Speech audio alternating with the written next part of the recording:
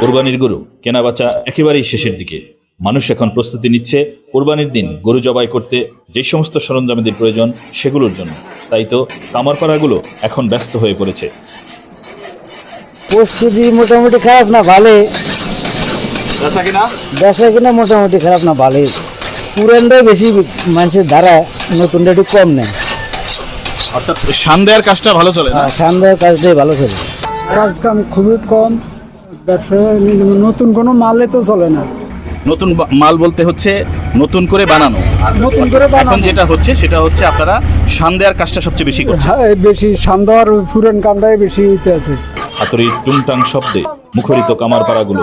তবে তাদের সাথে কথা বলে জানা গেছে গতবারের তুলনায় এবারের নতুন সরঞ্জামাদির চাহিদা খুবই কম। তাদের ভাষ্যমতে মানুষ এখন অনেক সচেতন হয়েছে, তাই তো বছর শেষে এই সমস্ত সরঞ্জামাদি যত্ন করে রেখে দেন পরবর্তী বছর যাতে এগুলো আবার ব্যবহার করতে পারেন। আর এই জন্যই এবারের নতুন জিনিসের তুলনায় সান্দেয়ার পরিমাণ অনেক বেশি। মোটামুটি ভালো, তো আগের চেয়ে একটু কম। বেচা কিনা কেমন আছে? বেচা কিনি হইতেছে আস্তে আস্তে। কোন জিনিসটার চাহিদা বেশি আছে? এখানে অনেকগুলো জিনিস আছে, কোনটার চাহিদাটা সবচেয়ে বেশি আছে?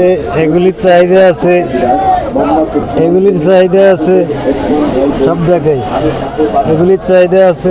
কোনটাকে কি বলে? এটা হলো ধামা, এটা দিয়ে হাড্ডি গরুতে কুচানো কাজ। এটা হলো জবাইয়ের কাজ, এটা হলো খালানির কাজ। আপনার নামটা বলুন। আমার নাম বিশ্বজিৎ কর্মকার। ঈদুল আজহার সবার জীবনে বয়ে আনুক অনাবিল সুখ, শান্তি ও সমৃদ্ধি। লালমোহন উপজেলার মঙ্গল শিকদার বাজার থেকে Mamun Mahmud, south news BD.